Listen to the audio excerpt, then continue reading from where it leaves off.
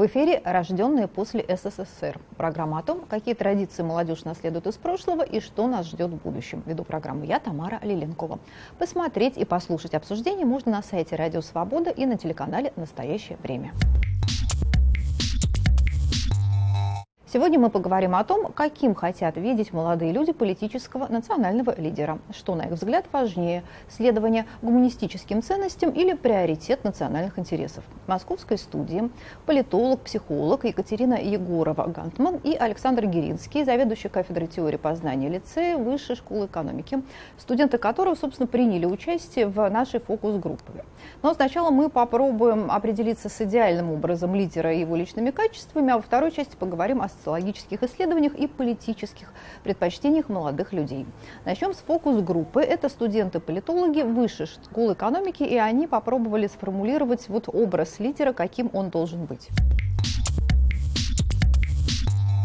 В первую очередь, национальный лидер должен любить народ, которым он управляет, больше, чем власть. Национальный лидер – это в первую очередь такой, может быть, даже суперкрутой топ-менеджер, который знает, что нужно государству и обществу, знает, как его развивать, какие инструменты для этого использовать, и при этом не делать все в одиночку, а как-то советоваться и с учеными, то есть не забывать о политологах, экономистах, социологах, как-то советоваться со структурами гражданского общества. Мне кажется, что нужен лидер, который будет не только следовать закону, как букве закона, но и духу закона. То есть который не будет воровать, который не будет узурпировать власть, который не будет покровительствовать каким-то малым группам интересов. На мой взгляд, важно сказать не то, какими качествами он должен обладать, а то, насколько он вписывается в проводимый политический режим. Если мы говорим о демократии, то справедливо заметить, что этот человек должен опираться на мнение тех людей, с которыми он работает, будь то либо правительство, либо какая-то партия правящая. Лидер должен быть свободолюбивый, он должен быть очень открытый для народа. Прежде чем он принимает решение, он должен обговаривать его со всеми, прежде всего с народом. Ну, это практически такой профессиональный взгляд. Ребята политологи, кажется, 3-й или 4-й курс Высшей школы экономики. Екатерина, как вы считаете, это такое уже усвоенное, да, понимание, каким должен быть лидер? Или тут все-таки есть какие-то личные предпочтения, они думают, в общем-то, и о себе, как о избирателе? Мне кажется, что они говорят именно об идеальном политическом лидере, которого в природе не существует в тот момент, когда принимается электоральное решение. Потому что, когда люди идут к урне, они думают о лидере, который соответствует их, в хорошем смысле слова, шкурным потребностям, который сможет удовлетворить их запросы, будь то моральные запросы или какие-то хозяйственные, потому что для некоторых людей политический лидер должен чинить канализацию, для третьих защищать родину. Поэтому здесь это некие такие умозрительные картинки скорее. Саша, хочу спросить, у вас в классе мы тоже спрашивали ребят, собственно говоря, каких-то таких для них интересных вещах, но ваше впечатление, ваше собственное, да, как вы думаете, как человек тоже достаточно молодой, и как вы понимаете настроение самих ребят? Настроение ребят очень сложное, и, наверное, мы еще видим ролик, да, с лицеистами, я думаю, они там примерно транслируют то же самое, студенты-политологи, они некий такой общий конвенциональный набор качеств, он должен быть лидером, должен быть слушать, должен понимать, должен включаться и так далее, и так далее. Но мне кажется, никакого четкого запроса у них нет, потому что, во-первых, нужно понимать, что наше поколение ребят еще не получили, по большому счету, реального опыта политического участия. Они, во-первых, еще не участвовали сами в выборах, ребята. И даже если бы они были старше, наши выборы, в общем, слабо похожи на те электоральные процессы, которые происходят в Европе. И в этом смысле наши выборы не так привязаны к теме лидерства и всего остального. Во-вторых, несомненно, они дети поколения советского, да, их родители, в общем, так или иначе взрослели в Советском Союзе. Это поколение, на мой взгляд, которое устало от политики в целом, и в том числе от каких-то прокламаций, ожиданий от политических лидеров, политических партий, кланов и так далее. И, в общем, они во многом, наверное, это поколение, и их дети, соответственно, транслируют повестку усталости вообще от политики и от завышенных ожиданий. То есть они достаточно прагматичны и не ждут многого. И мне кажется, по их ответам это можно понять. Мы можем как раз посмотреть, послушать. Это лицей, это 11 класс, и это экономисты. Это были политологи, студенты, да, а это еще лицеисты. Есть определенный консенсус по поводу того, как должен выглядеть лидер в целом. То есть не просто лидер страны, а там лидер группы, класса, возможно. И это в первую очередь человек, который внушает не доверие, но уверенность. Это человек, который может, в первую очередь, заставить нас поверить в себя, который может заставить нас что-то делать. Внушать страх, вот это точно вряд ли. Мне кажется, он должен быть проще, наверное. Как бы, с одной стороны, чтобы люди чувствовали его, что он что он есть, но не так, чтобы было существенно чувствовалась эта вот иерархия, что он над нами и так далее и тому подобное. Ребята на самом деле очень мало говорят о личных качествах. Это важно или просто это потому, что выпадает из поля зрения и кажется, что самое важное это какая-то функция, а не сам человек? Или эта тенденция такая общая, это нормально, когда говорят о политике? Здесь ребята сказали о качествах. Они другими словами обозначили, что он должен быть достаточно властный. Они, как сказали, он должен нас заставить поверить во что-то, заставить сделать что-то. То есть у них есть потребность в лидере с сильной личностью, лидере, который способен повлиять на жизнь людей, на жизнь этих ребят, способен их вовлечь во что-то. То есть они обозначили как раз процесс лидерства. Лидер и ведомые, в хорошем смысле слова, которые должны пойти за ним. То есть они касаются личностных качеств, но завуалированно. Они этих слов не произносят. Но это важно, что как раз дети осознают, ощущают лидера более личностно, нежели чем политологи, которые уже учатся. Они говорят уже о чисто политических вещах. Мне кажется, может быть, это еще возрастная дистанция, да, Саша? И возрастная, но я бы сказал, что это потребность в легитимном насилии. Вот если выборовскую формулировку брать, то есть потребность в легитимном насилии. То есть в институте, в данном случае репрезентируем в институте политического лидерства, который может принуждать при этом, чтобы это принималось. То есть в легитимном насилии. А мне кажется, мое такое рабочее определение политических лидеров, оно может быть не личностное, а такое концептуальное. Мне кажется, что оно вообще в европейской культуре важное значение имеет. Есть две добродетели политические. Есть здравый смысл, то есть лидер не должен обладать специальным образованием, специальными личностными качествами. Он должен быть рассудителен, должен быть способен к компромиссам, должен быть разумен в самом бытовом повседневном смысле слова. И этого достаточно. А есть понимание, что лидер должен быть экспертом и уникальной личностью. Да? И 20 век, он скорее шел по линии второй. Что лидер, он должен заводить, он должен вести, он должен указывать, он должен быть личностью со всеми составляющими этого. И 20 век мы знаем, в общем, чем закончился. И поэтому вторая половина 20 века – это эпоха усталости от лидерства второго типа. Это возвращение к политикам, которые больше руководствуются здравым смыслом, практицизмом, прагматизмом, а не волевыми решениями. А сейчас, мне кажется, эта ситуация начинает меняться. Я совершенно с вами согласна. Она меняется и меняется стремительно. Потому что если бы она не поменялась, то мы не увидели бы Трампа, мы не увидели бы успех Ле Пен, мы не увидели бы других политических лидеров правого толка, которые жесткие, которые властные, которые готовы к политическому насилию внутри и вовне. И с этой точки зрения сейчас идет как раз возврат к той самой модели, которая привела к усталости от этого. Да. Это циклы некоторые. Конечно. И я бы сказала, что для тех ребят, которые пойдут на выборы из этого класса, важно, чтобы этот лидер обладал жесткой волей, четкой совершенно программой для себя, которую он предлагает, и не сомневался в том, что может быть и другие программы, потому что если лидер начнет метаться, если он будет достаточно мягким и сомневаться, эти ребята за ним не пойдут. Да, и мы спросили, опять-таки, у политологов, мы спросили у них, вообще лидер – это отец для народа, да, такой патернализм, о котором мы чуть говорили, или он должен быть хорошим менеджером? Понятно, это, конечно, высшая школа экономики, но это ничего не значит, потому что все-таки политологи. На мой взгляд, лидер национальный – это, в первую очередь, именно топ-менеджер, который обладает соответствующими компетенциями, а не именно отец. Потому что отец, понимаете, здесь предполагается какая-то иерархия, что он отец, в любом случае отец он главный. Если он отец, то получается, что народ – это его семья, и он главенствует, и его мнение все равно в итоге будет последним. А так быть не должно, на мой взгляд. Поэтому модель топ-менеджера мне ближе. Мне кажется, что отец — это больше было характерно именно для национального государства, 19-20 век. Сейчас, мне кажется, уже даже вот выборы Трампа, они показывают, что, наверное, общество, оно как-то реагирует и требует уже что-то нового. И уже нужен уже не отец, а топ-менеджер. Хотя, опять же, можно утверждать, что, вот, например, отец — это, наверное, уже для пропаганды, для госидеологии.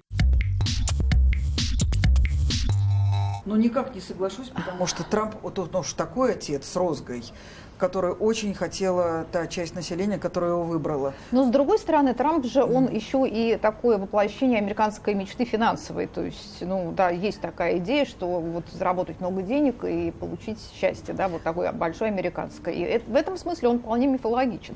Так же, как, ну, не знаю, вот Берлускони, многие итальянцы тоже понимали его амурное похождение, потому что, ну, это вот, то есть это вписывалось в национальную некую историю, нет? Трампа выбирали не за то, что он хороший бизнесмен и заработал много денег. И, кстати, это не совсем американская мечта. Он не простой мальчик. Он был из достаточно обеспеченной семьи, жил в прекрасном особняке, и у него все было хорошо. Это не совсем тот сценарий американской мечты, это не про Золушку. Вот. А выбирали его совершенно за другие вещи. И самое смешное, что Трамп вовсе не такой, каким мы его сейчас видим, потому что он хорошо просчитал, что нужно его электорату. Он пришел с этими лозунгами к власти, и сейчас он должен это выполнять, потому что все остальные его критикуют. Только этот электорат способен его переизбрать еще раз. Поэтому он будет жестким отцом, он будет предельно таким наказующим отцом. И это очень нравится тем, кто его выбирал. Как раз его выбирали за отцовские качества. Ну, вот ситуация, да, совсем иная в России, наверное. Вот я вас спрошу, иная ли она, да, потому что вот сложно понять, почему здесь, ну, во всяком случае, даже если не до конца верить опросам социологическим, да, человек, который пришел из системы, от которой пострадали, в общем говоря, поколения, многие людей в советское время, он оказался, это стокгольмский синдром, вообще, что это такое, вот, как вы думаете? Нет, я думаю, что у того населения, которое осталось проживать в России к 2000 году, устойчивый запрос на лидера отца, на жесткого лидера, никакого не менеджера, человека, который будет вести, который будет предлагать безальтернативные какие-то способы жизни, и Путин идеально вписывается в эту потребность. А кому это не нравилось, но это те маленькие, скажем, там 14 или 15%, или остальные, которые уехали. Им не понравилось, их уже нет, или их к моменту выборов не было. То есть это нет стокгольмского синдрома, ведь это же как бы люди пострадали и присоединились, чтобы защитить свое внутреннее «я» там, да? А здесь нет страдания, здесь есть обожание, потому что это плоть от плоти вот той массы, которая поддерживает. Он в этом смысле идеальный лидер, они проецируют на него, он задает им какие-то системы координат. Да, но мне кажется, что это история не про молодых все-таки, да, несмотря на всю спортивность, моложавость. В России все всегда не так, как везде. Если там как бы политических лидеров Европы можно разложить на какие-то тенденции общеевропейские, Трамп — это вызов леволиберальному консенсусу, то есть там какой-то есть определенность циклов. В России этих циклов не сложилось. Мне кажется, что, ну, если говорить о Путине, да, то он не, во-первых, у него нет электората, в том смысле, что нет какой-то группы, к которой он постоянно апеллирует, на самом деле. Если внимательно посмотреть, и это как бы сейчас безоценочное суждение, то есть это не хорошо и не плохо, это некоторый факт. То есть он умеет как бы играть на разных территориях, он умеет сотрудничать и разговаривать на разных языках с разными сообществами. И это, наверное, на самом деле объективно хорошее умение для политика. То есть нельзя сказать, что он основал, значит, свое положение лидерское только на какой-то сконструированности или там, на постоянном применении насилия, еще чего-то. Он, в общем, пришел как человек, который должен был консолидировать некоторые элиты. Он это сделал, в общем, жестким путем и так далее. И потом эти элиты стали играть в его пользу. То есть это скорее лидер элит, чем лидер народа, но этот образ конструируется постоянно по-разному. То есть это такая тонкая игра, которая для России вот нулевых годов, такая, ну, Пелевиным предсказанная ситуация, она, в общем, вполне играет и до сих пор играет, мне кажется. Ну, вот мы спросили у Николая Миронова, это руководитель Центра экономических и политических реформ. Вот, на его взгляд, какого лидера ждут в будущем россияне? Жесткий, хозяйственник, технократ с идеологией государственника, все той же самой, но такого настоящего подлинного государственника. Востребована примерно вот такая фигура. Это человек не молодой, но, естественно, не старик, то есть где-то от 40 до там, 55, условно говоря, возраста. Так. Ну, тут зависит просто от самой фактуры человека. Харизматичный, фактурный, но здесь даже не обязательно, чтобы он хорошо, красиво говорил, главное, чтобы он делал. То есть то, что люди говорят про Сталина не хватает, ну, Сталина они на самом деле, конечно, не хотят в том виде, в каком он тогда был. Ну, вот это вот те самые элементы. То есть навел порядок. Вот сейчас навел порядок жесткой рукой, раскидал всю эту гламурную элиту, которая никому не нужна, и вытащил страну, вытащил экономику. И сосредоточился именно на хозяйстве. Это вот запрос достаточно простой, вот он этим в принципе ограничивается. Запрос широкой достаточно массы людей.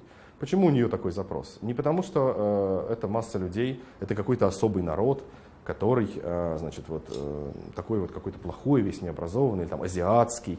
Нет, просто он не видел никогда никакой другой системы. Вернее, он видел другую систему, и каждый раз был хаос. Когда ему говорили, у нас введена демократия, начинался хаос. Начинались грабежи, начиналось воровство, начиналось перехватывание власти друг у друга, разборки. Так было в 1917 году, в течение года, пока большевики не пришли.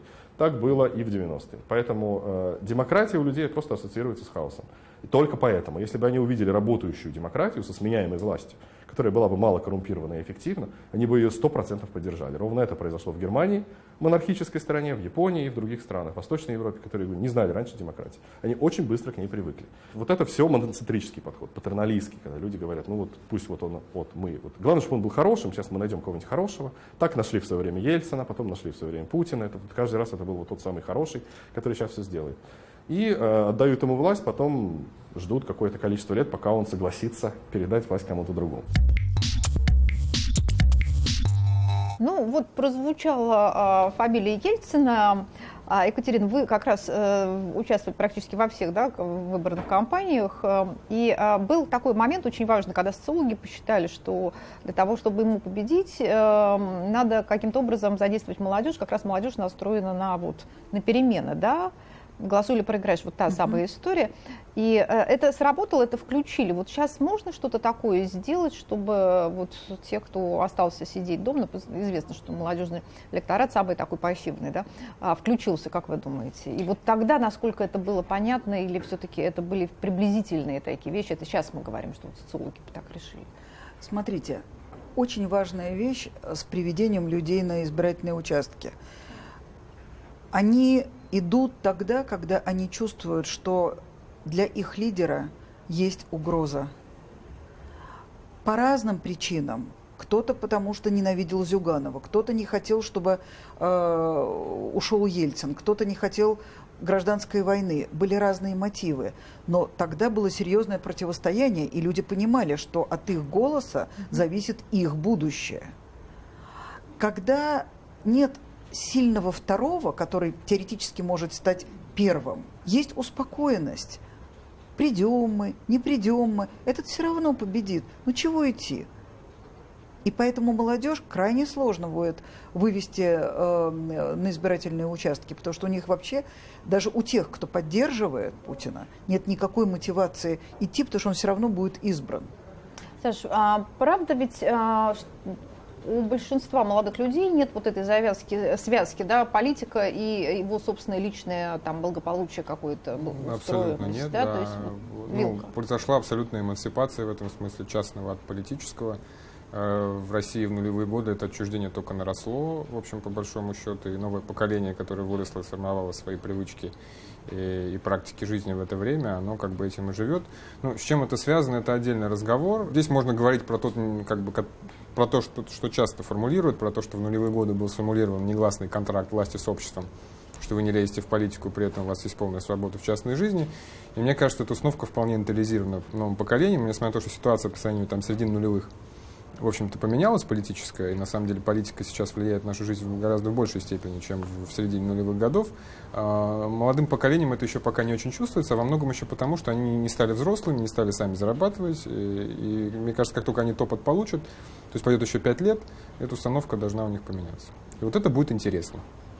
Важно будет, как вы думаете, вопрос к обоим, важно будет, сколько лет политику, да, какой он представляет класс или образование, то есть вот насколько он будет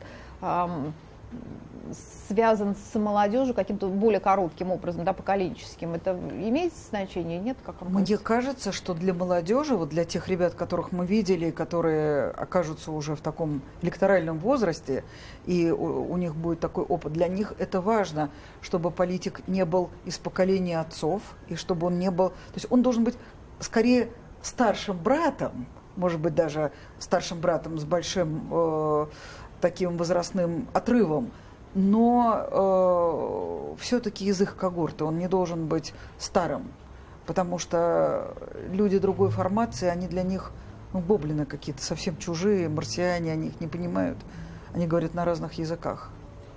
Ну вот, была достаточно такая интересная история. Лена Хедис, художница, после убийства Немцова рисовала каждый день его портрет, да, пока шло расследование, ну, до конца на эту акцию не продолжил, потому что да, неизвестно, как долго это было. И, в принципе, вот это отношение к лидеру, к политическому, да, как к человеку понятному и близкому, оно вот, наверное, через ее вот эту вот акцию можно проследить, то есть как это происходит, как люди приближаются каким-то образом, да, и становятся, ну, условно говоря, фанатами того. Ну, мы записали небольшой сюжет у него в мастерской.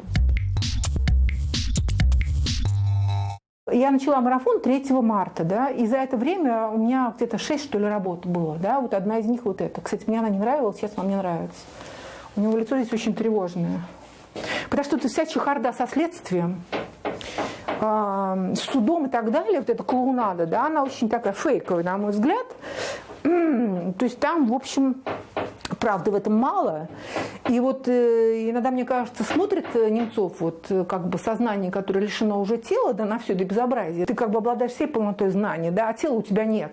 Ты информацию донести до людей не можешь. И мне иногда кажется, что вот этот арт-марафон, да, это была возможность через меня сказать о себе миру.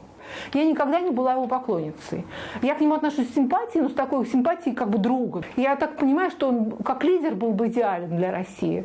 Во-первых, он западник, да, во-вторых, у него, естественно, научное образование, он физик-теоретик.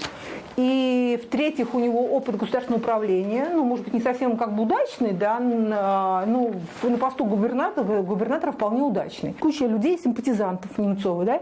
Я думаю, что они в нем видели некого лидера, на которого можно надеяться, которому можно доверять, который воровать не будет. В России это самое такое для чиновника, да, самое труднодостижимое качество – это отсутствие вороватости в характере. То есть человек не будет воровать, да, для чиновника. Это нечто, вот это как ты просто какой-то святой практически.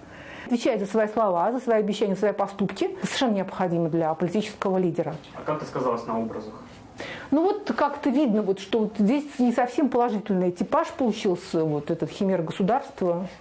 Вот, ну, куча статей было принято, вот в Уголовном кодексе 212, если не ошибаюсь, да, вот пикетирование и прочие собрания на улицах. Ильдар Дадин по этой статье ушел.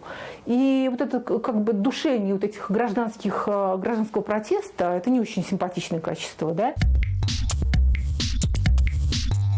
Мнение Лены Хедис, и прозвучала тоже важная вещь. Все-таки, видите, очень смещаются, да, симпатии, важна, да, какую вызывает эмоцию человек у, собственно говоря, возможного избирателя. Может быть, молодые люди как раз на какие-то личные качества ведутся, что называется, проще, да, и для них важно, как выглядит человек, как он говорит, как он себя подает. Да, на личные качества все ведутся проще. Понимаете, если прочитать, например, политические программы всех партий, они будут совершенно неразличимы. Если убрать обложки, они все говорят про одно и то же. За все хорошее против всего плохого. Там есть мелкие нюансы, которые политологи, конечно, сразу же вытащат, но для народа это неразличимо. И лидеры говорят, все приблизительно одно и то же, они все призывают к хорошему и проявляют гнев в отношении плохого.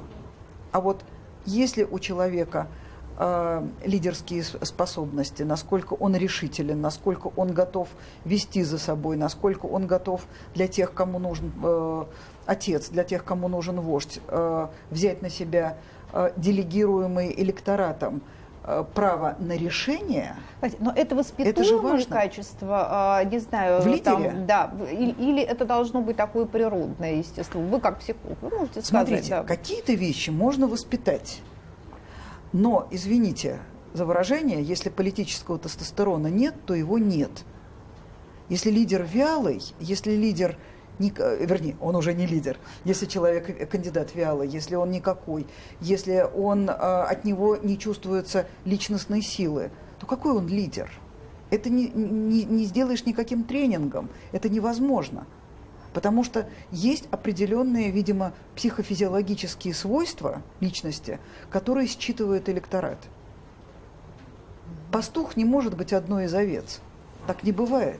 Ну, не знаю, может быть, более прагматичное поколение сейчас молодое. Саша, как вы скажете? Может быть, они как раз не ждут, у них много разных эмоций в разных других областях, которые они могут пережить, испытать. Им есть да, политики эмоцию не ждут много свою эмоций, делать. хотя вот упомянутый Немцов, конечно, вызывал. У него, конечно, был политический тестостерон, безусловно, на мой взгляд. И в этом смысле это большая потеря, вот, и человеческая, и политическая, безусловно.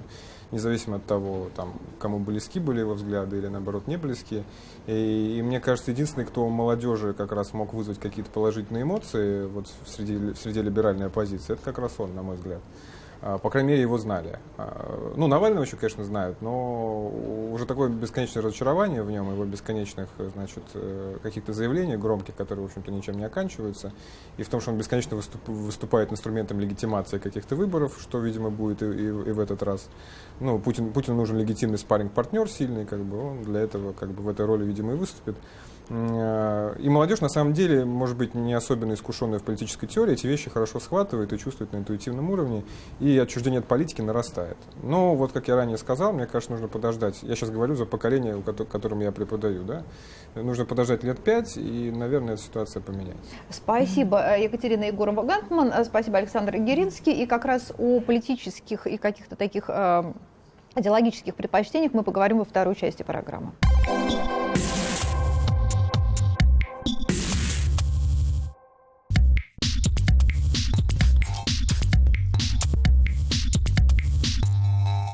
Итак, в эфире «Рожденные после СССР». Программа о том, какие традиции молодежь наследует из прошлого и что нас ждет в будущем.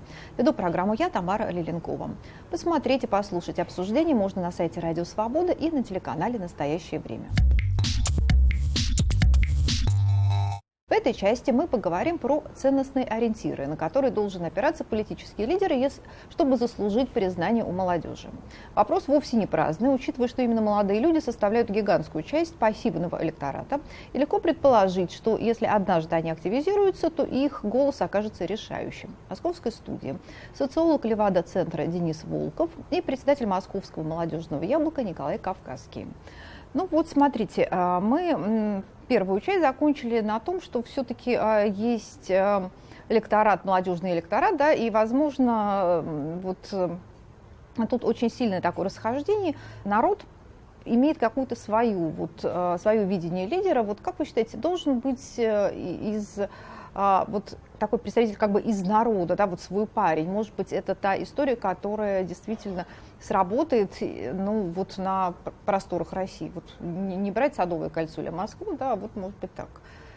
Ну, это сложно сказать, что сработает, да, пока что работает что молодые люди голосуют за Путина, прежде всего, да, те, кто приходит первый раз, если вот мы говорим именно о молодежи, там, до 25. Ну, вот трудно назвать своим парнем, в отличие от... Нет, и поэтому лидеру не обязательно быть своим парнем, да, он, может быть, даже и не нужно, чтобы он был, да, здесь все-таки образ политика — это такая сложная вещь, и он, я думаю, там важно, чтобы он казался, ну, как бы целостным и в каком-то смысле искренним, да, это не обязательно, что он свой парень.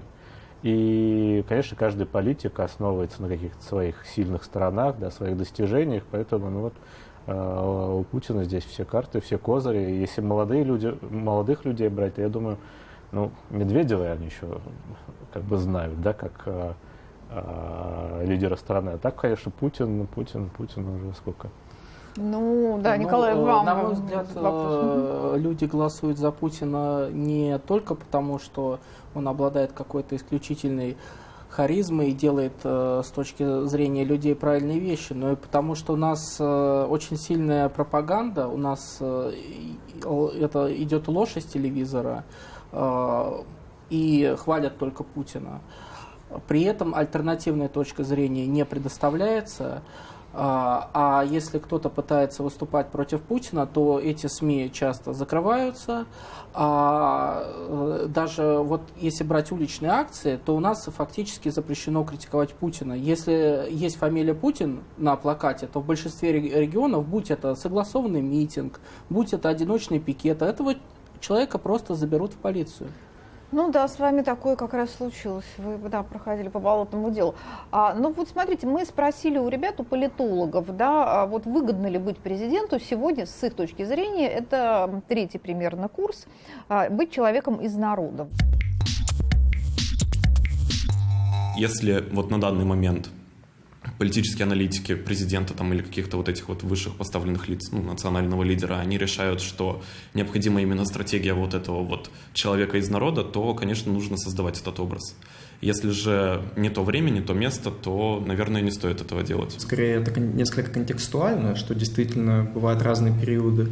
И, может быть, не всегда во всех вопросах вот такой вот образ простачка из народа, грубо говоря, будет эффективным. Образ человека из народа, мне кажется, он не самый плохой, и его можно весьма успешно и удачно использовать для того, чтобы увеличивать свою популярность, и просто для того, чтобы показывать людям, что перед ним не какой-то человек, который ставит себя выше, чем они, и не человек, который пытается выставить какую-то там дистанцию или пропасть. Ну, мне кажется, Ельцин — это вот, по крайней мере, то, какой образ он пытался создать в свой первый президентский срок, это действительно такой вот президент от народа, то есть человек максимально к нему приближенный, который там может иногда там попеть песенки, потанцевать.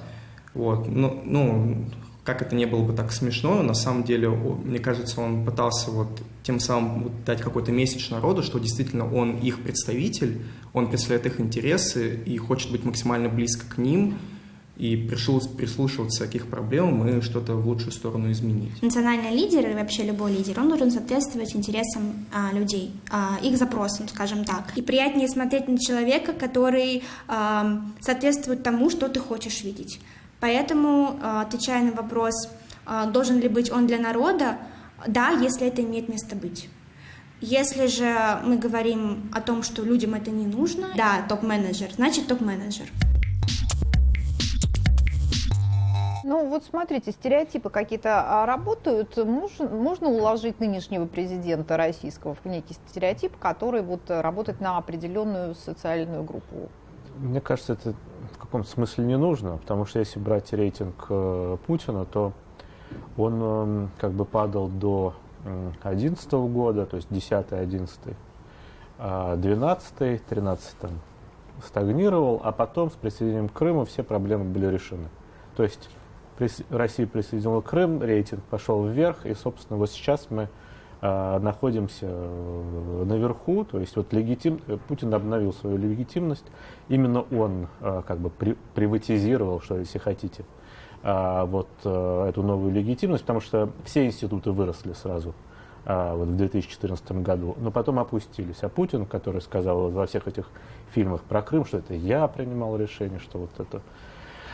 Вот, собственно, на этом мы сейчас живем. Я бы сказал, что вот система, режим держится именно вот на той легитимности, которую она обрела после присоединения Крыма. В глазах, опять же, большинства, я имею в виду. Не всех, но большинства. Да, но вот у меня все-таки возник вопрос, почему никто из опрошенных не задался вопросом, а нужен ли нам национальный лидер вообще? На мой взгляд, Россия не является национальным государством, это многонациональная страна. У меня ассоциации со словом «национальный лидер» — это национализм, это диктатура, это какой-то патриархат, что вот есть лидер, а все остальные ему подчиняются.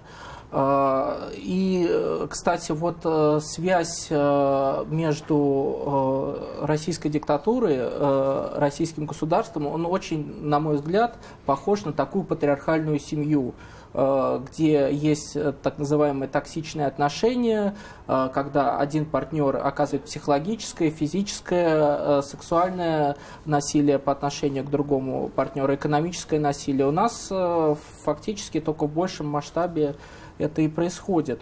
На мой взгляд, вот, например, как считает партия «Яблоко», нужно переучреждать российское государство, нужно учредительное собрание, которое определит форму дальнейшего политического устройства России. На мой взгляд, это должна быть парламентская республика, где парламент будет формировать и контролировать правительство, а национальный лидер не нужен. Тут же еще завязано на очень такие важные вещи, которые существовали долгое время, вот культ личности, да, вот мы знаем, что некоторое время назад было исследование тоже в Высшей школе экономики как раз по тому, кого студенты, причем разных вузов, московских, считают вот там патриотом или действительно важным очень таким национальным лидером. И понятно, что это вот, как всегда, был значит, Путин, Петр I, потом Иван Грозный, значит, и уже традиционно тоже Сталин. Это такая какая-то вечная история, которая уже длится на протяжении, не знаю, по-моему, десятка лет. Вот. И мы попросили Александру Архипову, она антрополог, вот как-то проанализировать эту ситуацию, с чем связано, вот зачем это надо. Хороший вопрос вообще, в каких культурах может возникнуть культ личности лидера? Ну вот в каком-нибудь условном, очень условном племени Мумбу-Юмбу, где люди живут скучно, небольшой группой, и люди видят своего вождя каждый день.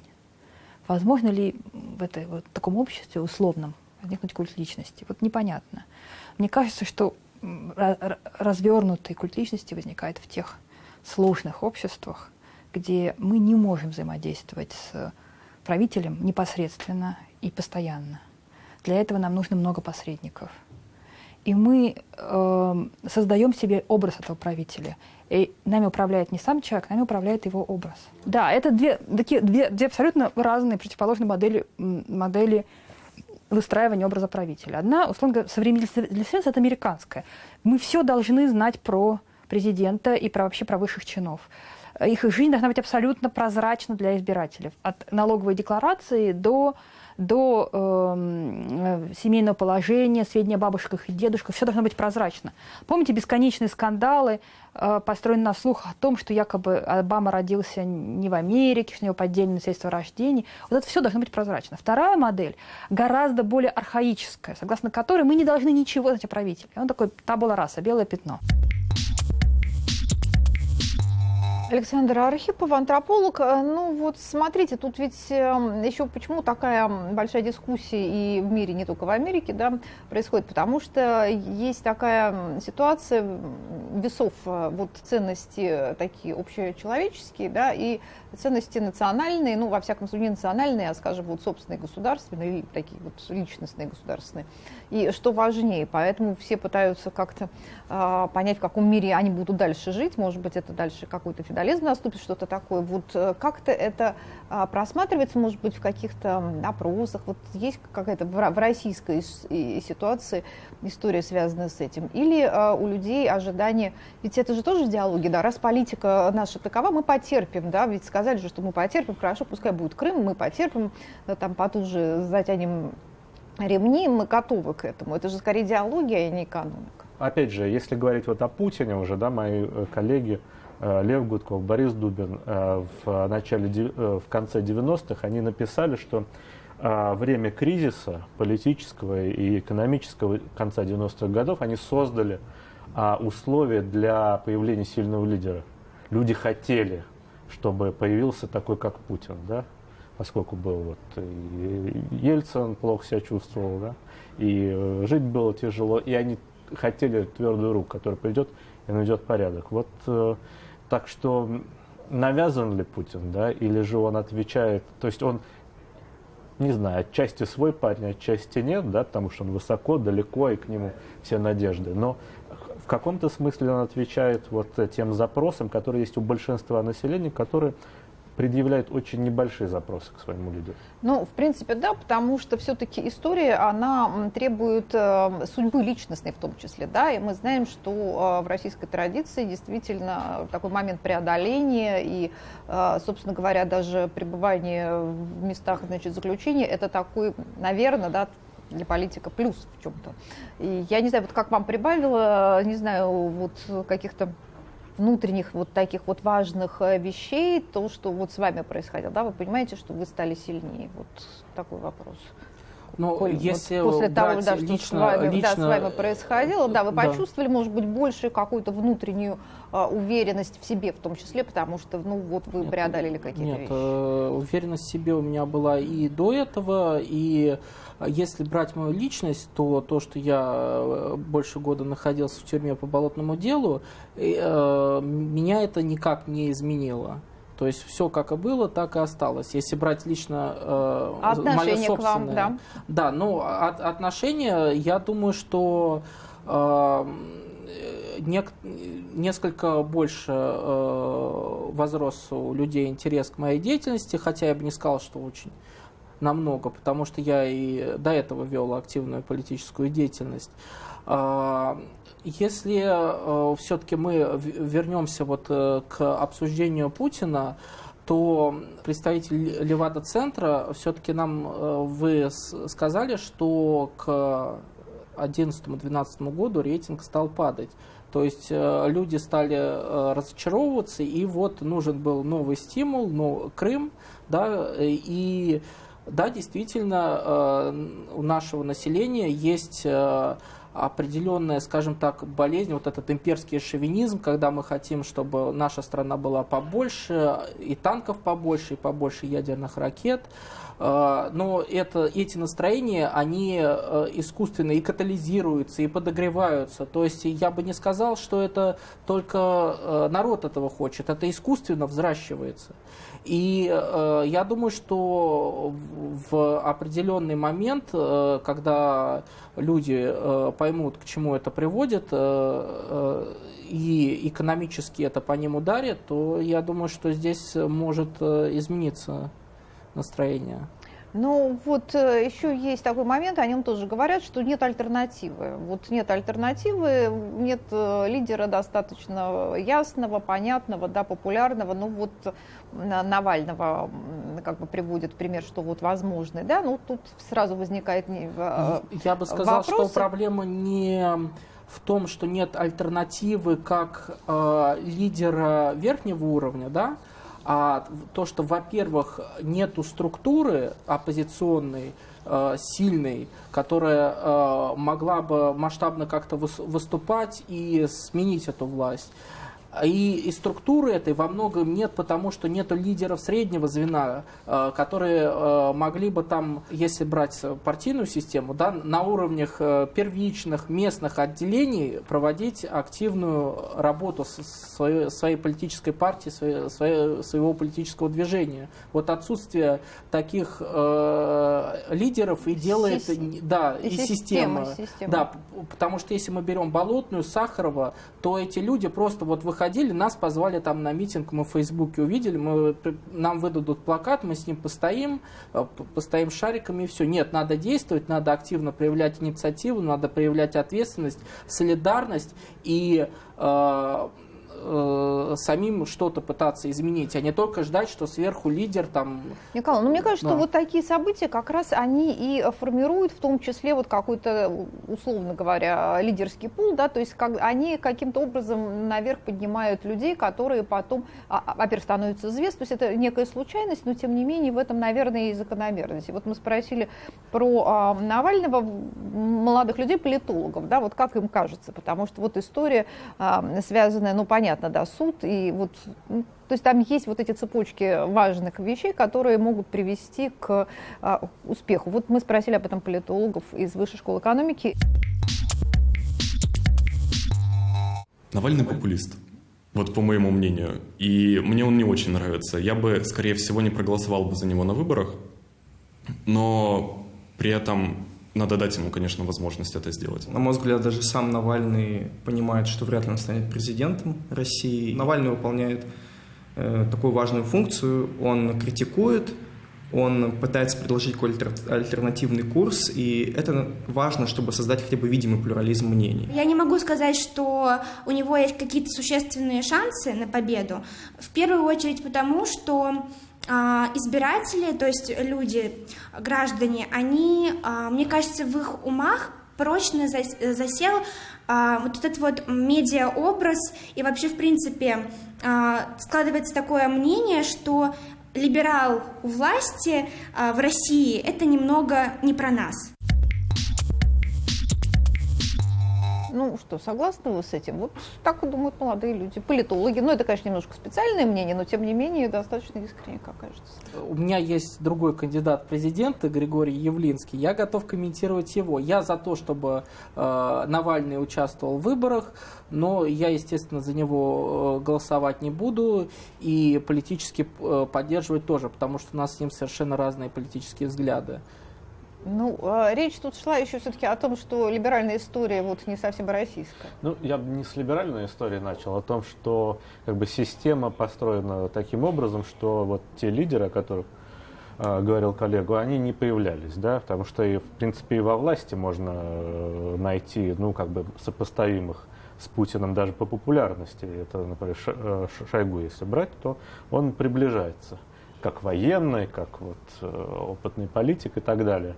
И, ну, как бы, и политики, ну, скорее чиновники, да, сколько политики, другого масштаба они в системе есть, но система не предусматривает конкуренции.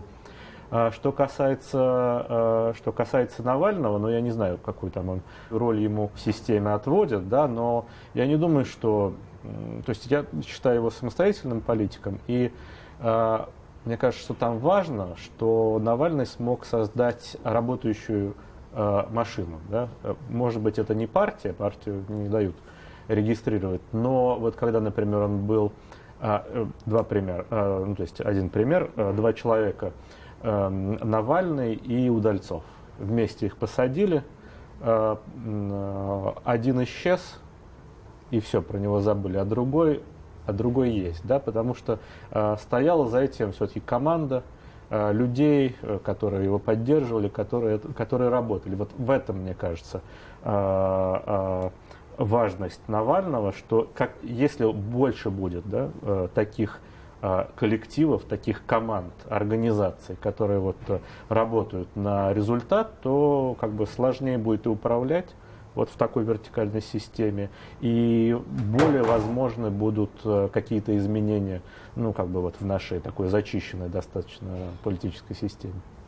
Николай, хочу спросить, несмотря на то, что вы, значит, понятно, за кого будете голосовать, вот как вам кажется, вы возглавляете «Молодежное яблоко». Московское молодежное яблоко, да. Есть какие-то вещи, которые важны именно вот для молодых людей, да, из вашей фракции, вот безотносительно персонали. Вот каким должен быть лидер, как вам кажется, безотносительно вот той ситуации, которая, да, вот сейчас есть. И, в принципе, чтобы, ну, вы сами человек тоже молодой, каким должен быть лидер? Ну, чтобы пошли, да, чтобы да, пошли. Если это не Явлинский, ну, то есть вот какой-то образ. Нет, я уже перечислял, лидер должен идти... Нет, именно для молодых людей, вот именно для того, чтобы они встали с дивана, отвлеклись от гаджетов, там как-то вот и вышли, да? Или ситуация должна быть да, такой? Вот я все-таки здесь сделаю акцент не на том, какие должны быть личные качества, потому что есть много людей с хорошими личными качествами, принципиальностью и ответственностью и так далее. Но нет возможности, нет механизмов донесения до молодых людей о том, что есть альтернатива. Молодые люди, к сожалению, они не интересуются политикой, они не интересуются своими правами. Они не понимают, что из-за того, что они сегодня не пойдут, не проголосуют за альтернативу или проголосуют по приколу за ЛДПР, то завтра это же ЛДПР или это Единая Россия примет там комендантский час для них, еще как-то запретит видеоигры, ограничит свободы и так далее. То есть молодежь этого не понимает, и донести до нее надо придумывать, да, формировать те методы работы, которыми должна заниматься оппозиция. Например, не винтиться постоянно, не задерживаться с полицией, а, например, использовать методы предвыборной агитации не только для того, чтобы победить и говорить там о тарифах ЖКХ, о социалке, о чем, конечно, надо говорить, но и говорить о каких-то вещах дискуссионных, общаться с людьми. Угу. А есть ли проблемы у российской молодежи, которые она хотела бы решать, и вот так вот активно вдруг вступить в политическую жизнь?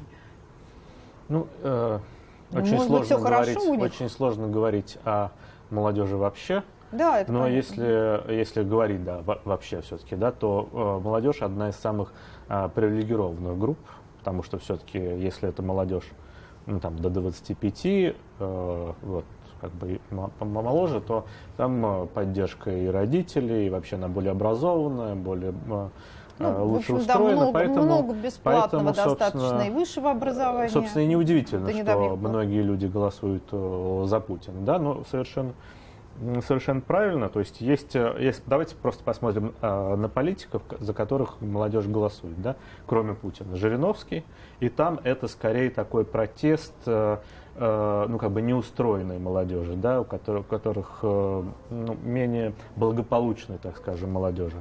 Потом Прохоров, который собрал. Да. Я вас перебью. Дело в том, что вот молодежная вот эта вот секция ЛДПР, то есть она, которая приглашает, в которой могут прийти, она делает простые вещи. То есть они предлагают спортивные залы бесплатные, где можно пользоваться, и в Думе всякие занятия с действующими политиками. И это, пожалуйста, вот две такие вехи, да, то есть или ты просто вот такой успешный спортивный, или ты просто спортивный.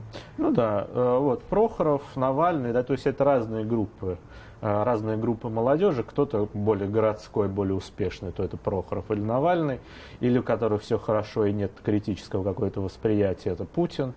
Вот, а у кого скорее плохо, но вот менее благополучно, это Жириновский. То есть разные люди под как бы своим, ну, я не знаю, эмоциональным настроем и своим положением, вот они выбирают, вообще-то выбирают из того меню, которое есть, но не очень большое. Ответите, кто к вам приходит, вы понимаете, да?